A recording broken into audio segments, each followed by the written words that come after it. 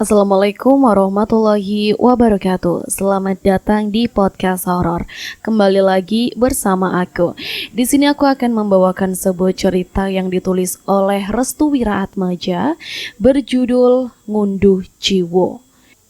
Sedikit gambaran ya. Jadi Ngunduh Jiwo ini menceritakan seseorang istri yang jadi korban pesugihan perias pengantin.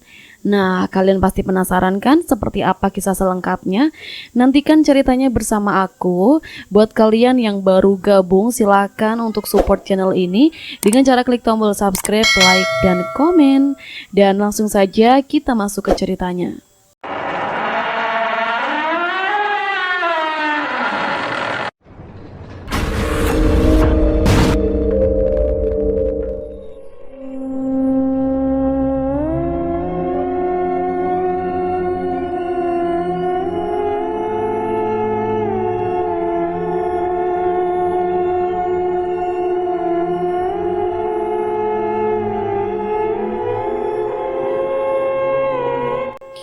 Keduanya benar-benar terdiam dan tidak bisa bergerak sama sekali.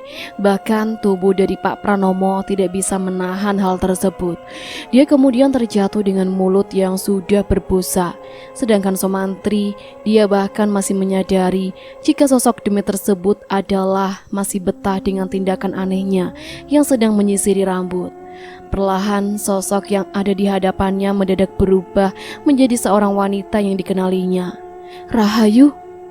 Wanita yang memiliki wajah simetris dan berparas cantik itu tersenyum saat Sumantri memanggil namanya.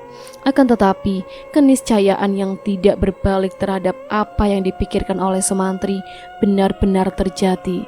Wanita itu hanyalah hayalan. Wajahnya seketika berubah wujud menjadi sosok pengantin dengan rupa yang sangat mengerikan. Rahayu. Sosok tersebut sedang memakaikan bunga melati yang sudah berada di dekat cermin. Perlahan-lahan dia memakannya dengan wajah yang menyeringai ke arah Sumantri. Setelah selesai, sosok pengantin itu beranjak bangkit. Dia kemudian meninggalkan Sumantri dan menjatuhkan sisirnya tepat di dekat cermin tempat di mana dirinya terduduk.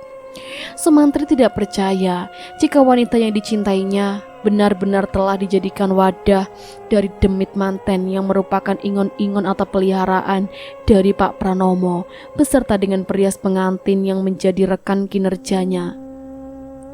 Hari itu Sumantri telah merencanakan sesuatu.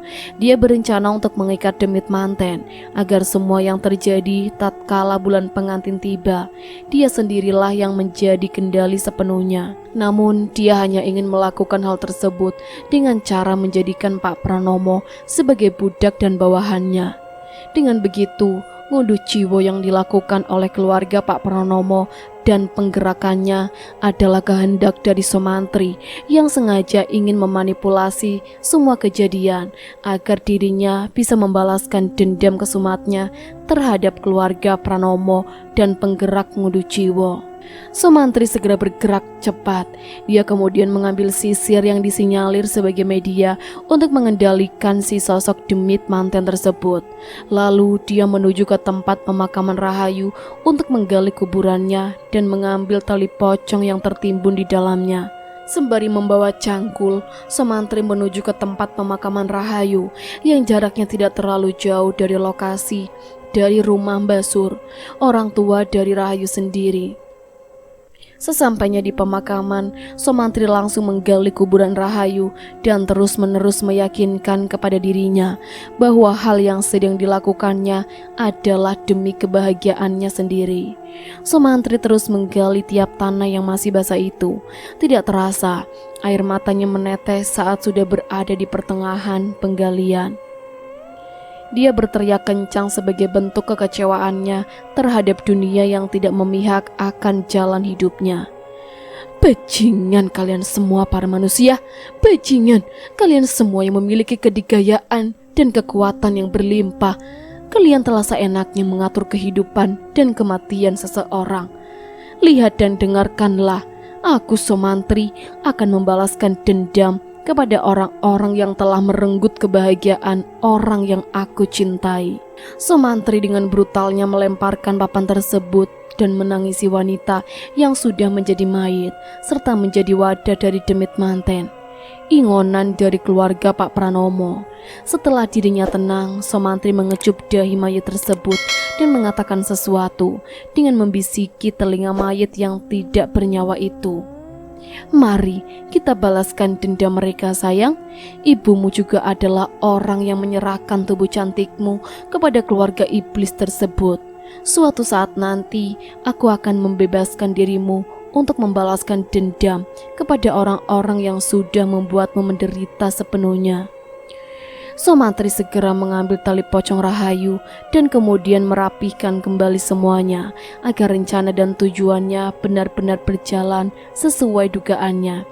"Ingatlah kalian, bulan pengantin akan tetap berjalan, namun tepat di mana korban yang aku pilih, dia sendirilah yang akan menjadi jembatan bagi dendam kesumatku."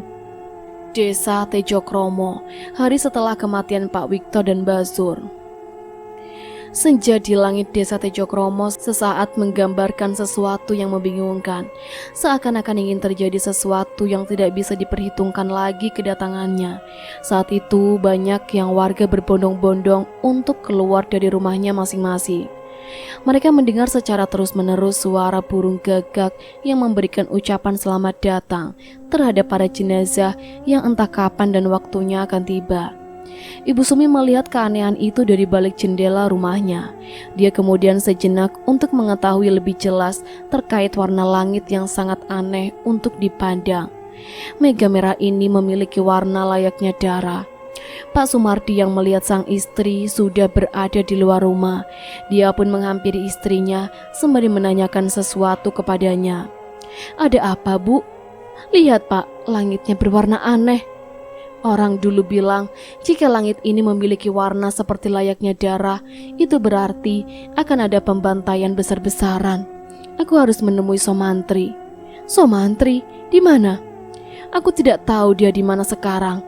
Tapi yang ingin aku tanyakan adalah terkait dengan pengantin selanjutnya yang akan dinikahkan oleh Bagus. Mengapa pestanya belum ada?" Pak Sumardi baru menyadari akan hal tersebut. Pesta pernikahan yang seharusnya jatuh tepat di bulan pengantin ini sepertinya tertunda. Apakah tertundanya pesta pernikahan antara Bagus dan calon pengantin selanjutnya dikarenakan karena kematian dari Pak Wikto? Jika memang demikian itu terjadi, maka kematian Pak Wikto adalah salah satu pengecoh untuk menjadikan acara pernikahan tersebut sebagai panggung utama yang menjadikan semua ritual yang direncanakan oleh Bunda Melati berjalan dengan lancar. Hanya ada satu orang yang bisa menjawabnya, jelas Pak Sumardi. "Siapa, Pak?" "Mbah Sur."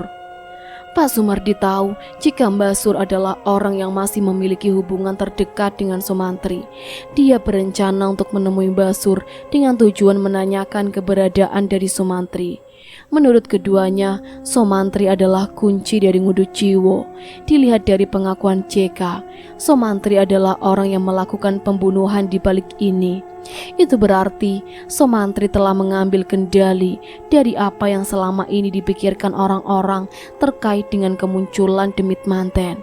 Jika Somantri melakukan ini, lalu apa tujuannya dia membunuh Pak Wikto? Tanya Ibu Sumi. Aku yakin kita semua tidak mengetahui terkait dengan perbedaan antara domba dan serigala dalam kehidupan manusia. Apa jangan-jangan Somantri adalah orang yang memang menjadi suruhan dari Bunda Melati? Lalu siapa yang membunuh Rahayu? Entahlah, kita tidak tahu siapa yang berperan untuk memegang demit manten itu sendiri. Namun jika pikiranku benar, ada banyak kendali dalam satu nakoda. Sangat sulit untuk dipercaya dengan peran Somantri dalam hal ini. Pak Sumardi dan Ibu Sumi juga masih meragukan dengan Somantri. Entah mengapa keraguannya begitu kuat tatkala JK menyebutkan jika pelaku dalam kematian dari Pak Wikto sendiri adalah Somantri. Jika memang demikian adanya, maka Somantri masih memiliki hubungan antara dirinya dengan Bunda Melati. Namun, jika Somantri masih memiliki hubungan antara dirinya dengan Bunda Melati, mengapa Rahayu terbunuh dan dijadikan tumbal dari Ngunduh Jiwo? Somantri satu-satunya kunci untuk penyelesaian Ngunduh Jiwo. Jika memang dirinya adalah orang yang mengendalikan semuanya terkait dengan Demit Manten, maka dia juga sudah tahu siapa pelaku yang sebenarnya yang sengaja disembunyikan dari orang-orang. Ibu Sumi sangat yakin jika Somantri adalah satu-satunya orang yang mengetahui lebih dalam terkait dengan Ngunduh Jiwo. Itu berarti dia juga mengetahui siapa pelaku dari orang yang berada di Ngunduh Jiwo tersebut. Sore itu mereka berdua memaksakan diri untuk pergi ke rumah Mbah Sur. Mereka tidak memperdulikan keadaan yang sedang terjadi di kedua desa tepat di bulan pengantin tiba. Ketakutan mereka bukanlah terhadap kematian yang nantinya akan merenggut nyawa mereka sendiri. Akan tetapi yang mereka takutkan adalah tatkala ritual itu terjadi, maka semuanya akan sia-sia. Sementara itu, Somantri sudah berada di hadapan rumah Bima. Dia sepertinya ingin memberikan sebuah kabar gembira terkait dengan apa yang selama ini dia lakukan. 3 kali Somantri mengetuk pintu, namun tidak ada jawaban sama sekali dari dalam rumah. Ia hanya tersenyum sembari menunggu pintu rumah tersebut terbuka. Saat dimana Somantri ingin mengetuk pintu kembali, tiba-tiba dia mendengar suara langkah kaki yang menuju ke arah pintu. Tidak berselang lama, pintu pun terbuka. Somantri segera memberikan sapaan yang hangat tatkala Bima membukakan pintu untuknya. Selamat sore, perias pengantin keluarga Pranomo. Bima terkejut saat dirinya mengetahui jika orang yang sudah di hadapan rumahnya adalah orang yang selama ini menjadi topik pembicaraan dalam keluarga Pranomo itu sendiri. Mau apa kau kemari, Mantri? Aku tahu, kau membocorkan rahasia aku. Maksudmu, apakah Bunda Melati sudah memberikanmu perintah? Bima tidak bisa berkata apa-apa. Dia bahkan tidak tahu menahu soal pembahasan yang sedang ditanyakan oleh Somantri kepadanya. Aku tidak mengerti maksudmu, Mantri. Aku tidak membocorkan rahasia. Benarkah? Lalu, mengapa aku merasa jika ritual ini diundur? Calon pengantin membatalkan pernikahannya. Dibatalkan? Ini semua karena kau yang memberitahu tentang hubungan terlarang antara Bagus dan juga Cici kepada wanita itu, kan? Somantri terdiam. Tidak berselang lama, dia tertawa kegirangan seperti menikmati semua alur yang telah ia rangkai. Lalu menjadi kenyataan dengan semua proses yang sempurna tanpa cacat sedikit pun. Apa yang kau tertawakan, Mantri? Sesuai dengan dugaanku, ritualnya diundur. Apa maksudmu? Apakah kau sengaja merencanakan ini semua agar Ngunduh Jiwo benar-benar menjadi gagal? Atau ada hal lain yang kau sembunyikan? Somantri menatap tajam ke arah Bima. Dia tidak menyadari jika orang selayaknya Bima sedang memposisikan dirinya sebagai korban. Seharusnya Bima menerima segala bentuk karma yang sudah dia lakukan selama menjadikan para wanita sebagai korban dari Ngunduh Jiwo itu sendiri. Kau tahu, aku sangat membenci Bunda Melati, terutama pria yang bernama Bagus. Namun, aku tidak pernah membenci terhadap dengan ayahnya. Apa maksudmu? Kematian dari Kusumawati, Ibu Neni, Wikto dan juga Mbak Sur, semuanya adalah atas kendaliku sendiri. Bima terkejut mendengar hal tersebut. Dia bahkan tidak mengetahui bagaimana bisa Somantri mengendalikan semuanya. Bagaimana bisa? Kau tahu siapa pelaku di balik Ngunduh Jiwo ini? Bima langsung teringat dengan seseorang yang selama ini dijadikan sebagai alat utama atas Ngunduh Jiwo itu sendiri. Dia adalah Pak Pranomo, orang yang selama ini sengaja disembunyikan oleh keluarga Melati karena dirinya lah yang akan berada di balik Ngunduh Jiwo itu sendiri. Akan tetapi, bagaimana bisa Somantri mengendalikan itu semua? Somantri pun mengeluarkan satu persatu tali pocong yang sudah dia ambil dari tiap masing-masing kuburan, dari yang selama ini dia bunuh, kecuali tali pocong milik Pak Wikto. Tali pocong tersebut sedang berada di tangan JK. Seorang pria tua yang bahkan tidak bisa bergerak sedikit pun harus benar-benar aku paksa untuk mengetahui bagaimana caranya menjadi tuan dari apa yang selama ini dilakukannya. Jangan bilang kau sengaja melakukan ini demi kepentingan tertentu. Bi Ima adalah orang yang menjadi suruhan dari Bunda Melati untuk menyampaikan terkait dengan orang yang nantinya akan ditumbalkan sesuai dengan arahannya. Bi Ima biasanya akan menuju ke kamar Pak Pranomo untuk memberitahu para korbannya. Namun ternyata Pak Pranomo sendiri sudah disetir oleh Sumantri tatkala dirinya memberikan ancaman kepada Pak Pranomo dengan cara yang mengerikan. Kala itu aku hanya memiliki kenekatan. Awalnya aku ingin membunuh Melati dan juga anaknya. Namun aku melihat ada sebuah kamar yang sangat mencurigakan. Kapan kau melakukan hal itu? Tepat setelah 1 hari kematian Rahayu, aku sudah mengira jika pelakunya adalah Bunda Melati. Akan tetapi, pelaku sebenarnya dari Ngunduh Jiwo itu sendiri adalah Pak Pranomo. Dia sengaja disembunyikan agar tatkala bulan pengantin tiba, Ngunduh Jiwo akan dilaksanakan. Tidak disangka jika apa yang dilakukan oleh Sumantri adalah sesuatu yang berada di luar nalar. Bahkan pandangan Bi Ima sendiri menjadi berbeda dengan pria yang sudah ada di hadapannya itu. Kau gila, apa rencanamu? Rencanaku? Aku tidak memiliki rencana apapun. Akan tetapi aku akan menghubungi 2 orang yang bertugas memandikan jenazah agar kelak mereka mau memandikan para penggerak Ngunduh Jiwo sekaligus pelaku dari Ngunduh Jiwo itu sendiri. Maksudmu? Sumantri meminta kepada Bi Ima untuk mendekati telinganya.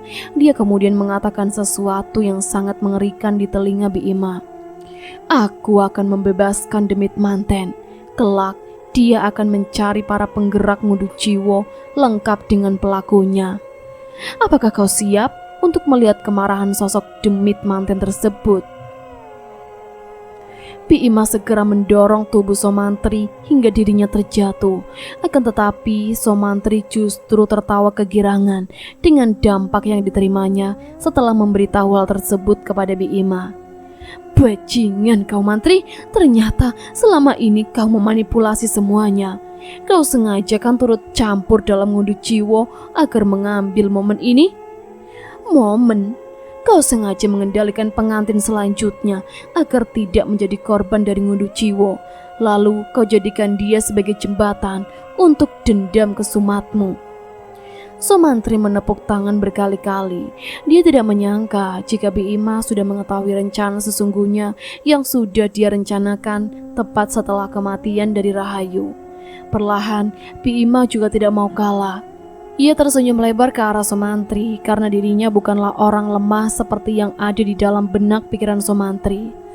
Lakukan dan lampiaskan dendammu, Sumantri. Aku akan melakukan apapun demi membatalkan rencana busukmu itu. Dan wanita yang memandikan jenazah itu, aku sudah mengikatnya. Namun Sumantri tidaklah lemah. Dia juga sudah mengetahui langkah selanjutnya yang dilakukan oleh Bi Ima. Aku tahu pikiranmu sedang mengarah kemana. Aku tidak peduli dengan rencanamu. Yang pasti, aku tidak akan membiarkan kau menyentuh Dini. Sumantri pun meninggalkan rumah Bi Ima. Lalu dia mengarahkan perjalanannya menuju rumah yang nantinya akan dijadikan jembatan dari dendam kesumatnya, Dini. Singkatnya, Sumantri telah berada di sebuah rumah yang menjadi sebuah kunci untuk menghentikan Ngunduh Jiwo. Rumah itu adalah milik seorang pengantin wanita yang gagal menikah dengan Bagus, anak dari Bunda Melati dan Pak Pranomo. Tidak berselang lama, pintu terbuka. Seorang wanita yang penampilannya sudah tidak terawat keluar sembari membawa sebilah pisau di tangannya. Mau apa kau datang kemari lagi? Sumantri mengangkat kedua tangannya. Dia berharap sebilah pisau tajam itu tidak menusuk perutnya. Pergi, jangan ganggu keluarga kami lagi. Tunggu, tahan emosimu. Kau dan mereka semua tidak ada bedanya. Biarkan keluarga kami bebas dan berdamai dengan orang-orang yang berjubah munafik. Lagi-lagi Somantri benar-benar ahli dalam bersilat lidah. Dia berusaha untuk meyakinkan kepada Dini agar dirinya mau mendatangi ke rumah Mbak Sur. Aku tahu emosimu meledak saat mengetahui itu semua. Tapi tenanglah, aku akan membawakan sebuah kabar gembira untukmu. Apa maksudmu? Somantri segera memberikan sebuah kertas putih yang bertuliskan sebuah alamat yang menjadi lokasi pemakaman dari orang-orang yang dikenai ngunduh jiwa di desa Wongso. Besok malam datanglah ke pemakaman itu. Dini memegangi kertas itu. Tidak sampai di situ, Somantri akhirnya membuka sebuah rahasia yang saat ini menjadi kunci utamanya. Kau ingin tahu? Keluarga Pranomo tidak akan membiarkan orang yang menggagalkan ritual ngunduh jiwa untuk hidup dalam ketenangan. Apa maksudmu? Sekarang kau memilih ikut denganku atau semua keluargamu akan menjadi korban dari keluarga Pranomo. Mereka sedang merencanakan sesuatu untuk membungkam keluargamu dari ngunduh jiwa. Ngunduh jiwa? Ritual penumbalan para pengantin di bulan pengantin. Dini akhirnya menyebutkan keinginannya tatkala Somantri membeberkan sesuatu yang belum dia ketahui sebelumnya. Aku hanya ingin tahu satu hal. Sebutkan keinginanmu. Aku ingin mereka berdua menderita. Somantri tersenyum. Dia tahu orang yang dimaksud oleh Dini adalah Bagus dan Cici. Sama halnya seperti Somantri, dia juga membenci dua orang tersebut. Mimpi dan keinginan kita sama. Besok malam kita akan menjadikan mereka semua menderita. Lalu bagaimana dengan benda itu? Benda yang dimaksud adalah 3 sisir perias pengantin yang disinyalir sebagai media dari pelaku ngunduh jiwa. Patahkan dan tancapkan tepat di makam Rahayu. Sisanya berikan kepadaku. Dini pun mengambil 2 sisir yang menjadi benda keinginan dari Somantri. Entah apa tujuannya, namun Somantri sendiri sangat lihai dalam mengatur rencana. Tidak berselang lama, Dini membawa 2 sisir perias pengantin yang berwarna kuning keemasan. 2 sisir itu diserahkan kepada Somantri dengan cuma-cuma. Ikuti perintahku. Tancapkan di kuburan Rahayu dan ini kaitkan di sisirnya. Somantri menyerahkan sebuah tali usang yang digunakan untuk mengikat Rahayu. Namun untuk kembali membebaskannya, Dini harus mengaitkan tali tersebut di sisir yang sudah dipatahkan. Dini mengangguk paham. Dia mengikuti semua arahan Somantri demi mewujudkan keinginannya. Karena dirasa sudah tidak ada lagi pembahasan, Somantri pun pamit undur diri. Ia mengungkapkan kepada Dini akan hal lain yang ingin dilakukannya, yaitu memastikan jika keadaan malam ini benar-benar aman sesuai dugaannya. Sementara itu, Pak Sumardi dan Ibu Sumi sudah tiba di desa Wongso. Tapi mereka berdua merasa ada yang aneh dengan keadaan desa yang mendadak sangat sunyi. Walaupun memang sejatinya desa Wongso itu sunyi, kesunyian tidak seperti saat mereka berdua tiba di desa ini. Desanya benar-benar seperti desa mati, Bu. Apakah ini akibat bulan pengantin yang membuat para warga ketakutan? Tapi mereka semua tidak begitu menyadari bahwa di desa Wongso sendiri, ketika ada salah satu warganya meninggal dunia, mereka akan menutup semua kegiatannya di malam hari. Mereka percaya semenjak kematian Rahayu, teror dan ketakutannya benar-benar dirasakan oleh para warga. Pak Sumardi dan Ibu Sumi berjalan ke arah rumah Mbak Sur. Mereka ingin mengetahui kabar selanjutnya dari ngunduh jiwa yang belum sepenuhnya diketahui. Setibanya di rumah Mbak Sur, Pak Sumardi dan Ibu Sumi terkejut karena rumah dari Mbak Sur benar-benar sunyi. Mereka berdua tidak merasakan tanda-tanda kehadiran Mbak Sur di rumah tersebut. Pak Sumardi dan Ibu Sumi mengetuk pintu beberapa kali, namun mereka tidak mendapati jawaban dari dalam rumah tersebut. Pak, apakah Mbak Sur sudah pindah rumah? Mereka berdua mengecek ke seluruh bagian rumah dari luaran, dimulai dari bagian samping, belakang, hingga mereka berusaha untuk mencari jalan masuk agar bisa memasuki rumah Mbak Sur. Namun tetap saja, rumah itu seperti tidak berpengaruh.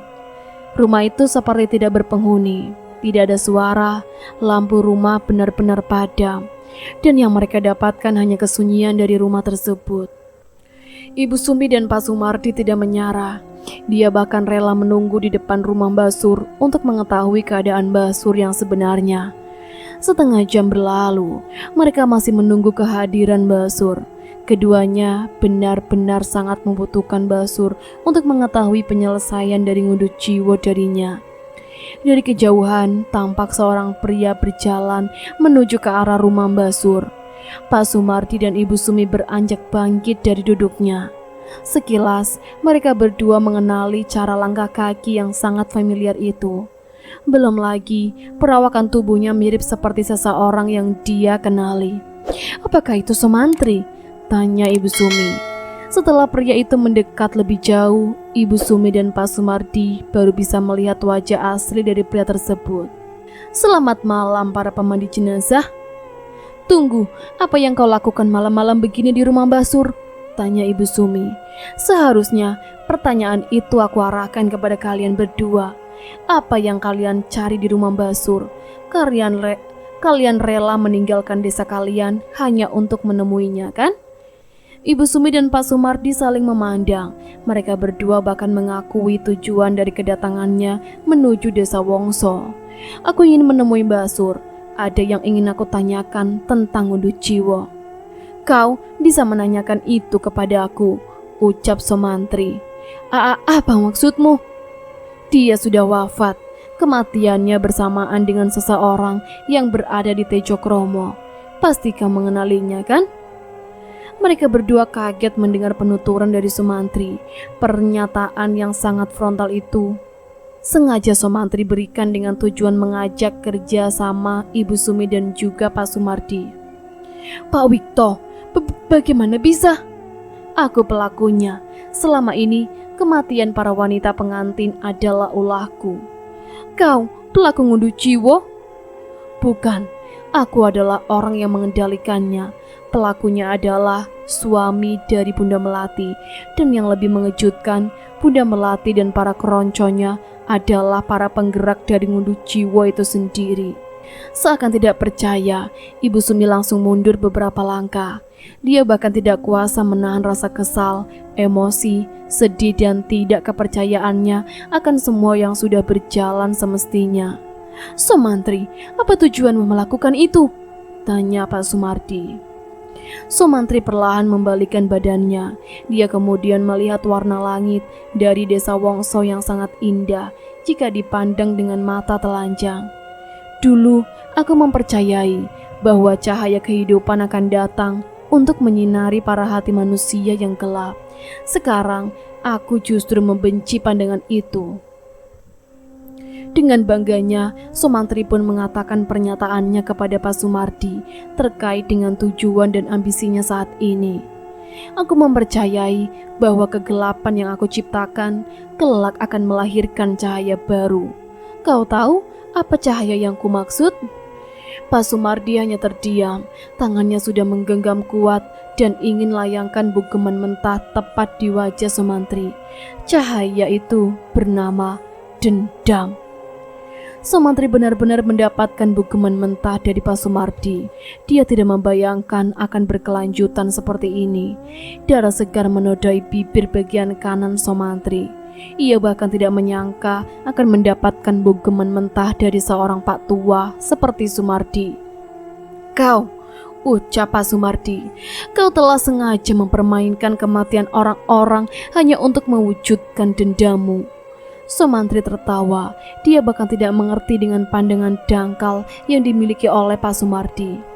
"Lalu apa yang harus aku lakukan jika orang yang aku cintai juga dibunuh oleh orang-orang yang sama?" Dari cinta bisa melahirkan sebuah dendam. Kematian seseorang yang disebabkan oleh ambisi tertentu mampu melukai orang yang ditinggalkannya. Itulah yang ada di kepala Sumantri sekarang. Dia bahkan tidak takut untuk menciptakan nerakanya sendiri dan tercebur ke dalamnya. Dia sudah siap untuk mengakhiri hidupnya dengan membunuh orang-orang yang terikat dan berhubungan atas kematian calon istrinya tersebut. Ibu Sumi masih terdiam. tatapannya menjadi kosong. Pantas saja saat di mana dirinya mendapati sosok Rahayu, sosok itu minta dilepaskan. Namun Ibu Sumi masih belum mengerti bagaimana caranya agar bisa melepaskan Rahayu hingga menemui kedamaiannya sendiri di alam lain. Ibu Sumi kemudian bangkit dari duduknya. Dia meminta kepada Sumantri untuk menyelesaikan ngunduh jiwa tersebut. Aku minta kepadamu Mantri, selesaikan ngunduh jiwa ini. Bebaskan Rahayu. Aku tidak mengetahui sesakit apa hatimu saat ini. Namun, dendam yang kau ciptakan adalah sebuah lautan nestapa yang kelak akan memberikanmu penderitaan. Memang benar, apa yang dikatakan oleh Bu Sumi benar-benar sesuai dengan fakta yang ada. Dia bahkan tidak habis pikir untuk memberikan sebuah penilaian terhadap seorang pria polos seperti Sumantri yang ternyata adalah orang yang memiliki kendali penuh akan demit manten. Sekali lagi, sebelum Pak Sumardi dan Ibu Sumi pamit, keduanya benar-benar sudah merasa lelah untuk menghadapi pria pendendam seperti Sumantri. Ingat satu hal lagi Mantri, tidak ada dendam yang melahirkan dendam. Rasa sakit akan melahirkan bentuk ketidakpercayaan terhadap dunia dan seisinya.